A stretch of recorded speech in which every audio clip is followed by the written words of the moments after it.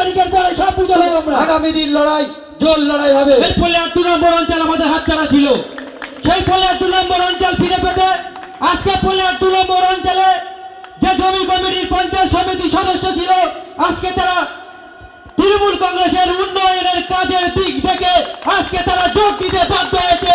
এটা জমি কমিটির বুঝে দেওয়া উচিত। ভাওতা দিয়ে ভাঙড়ে ফলে 2 নম্বর অঞ্চলের একটা মানুষকে রাখা যাবে না, চোখ দেখে একটা মানুষকে রাখা যাবে না। তাই জমি কমিটির সকল নেতাকে এই মঞ্চ থেকে হুঁশিয়ারি দিচ্ছি, আগামী দিনে এই ফলিয়ার 2 নম্বর অঞ্চলে জমি কমিটিরা শেষ কথা বলবে না, ফলিয়ার 2 নম্বর অঞ্চলে তৃণমূল কংগ্রেস শেষ কথা বলবে।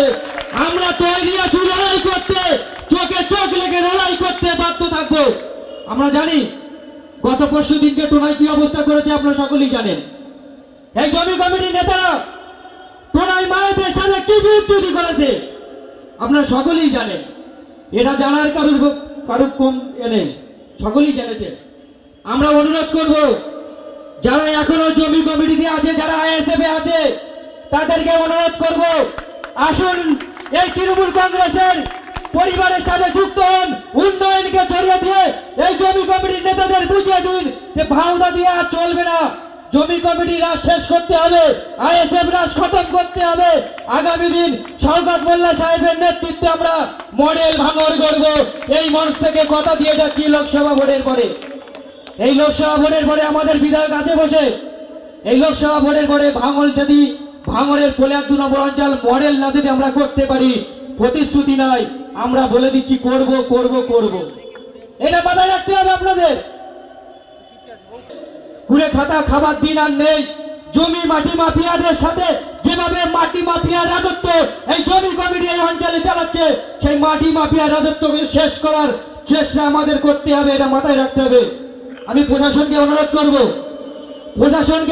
করব, টোনায় যে মাটি মাফিয়া রাজত্ব চালাচ্ছে জমি কমিটি, এটাকে শেষ করতে হবে অবিলম্বে। এই 2 নম্বর অঞ্চলে মাটি মাফিয়া রাজ আমরা থাকতে দেব না।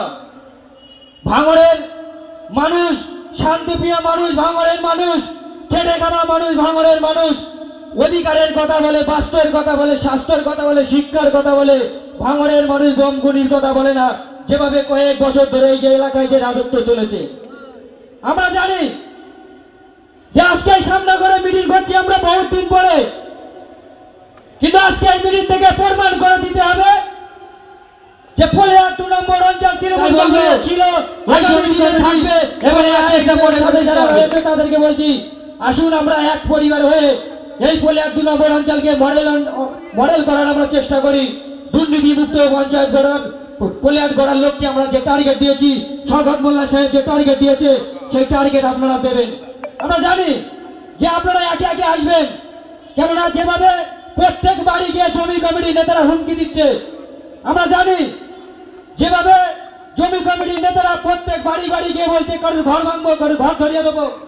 আমরা 4 তারিখের পরে কড়াই গন্ডায় সব বুঝে নেবো, এইটুকু আজকে সভা থেকে বলে যাচ্ছি। 4 তারিখের পরে সব বুঝে নেবো আমরা, যে আপনারা সতর্ক হন, পাশে থাকুন। আগামী দিন লড়াই জোর লড়াই হবে।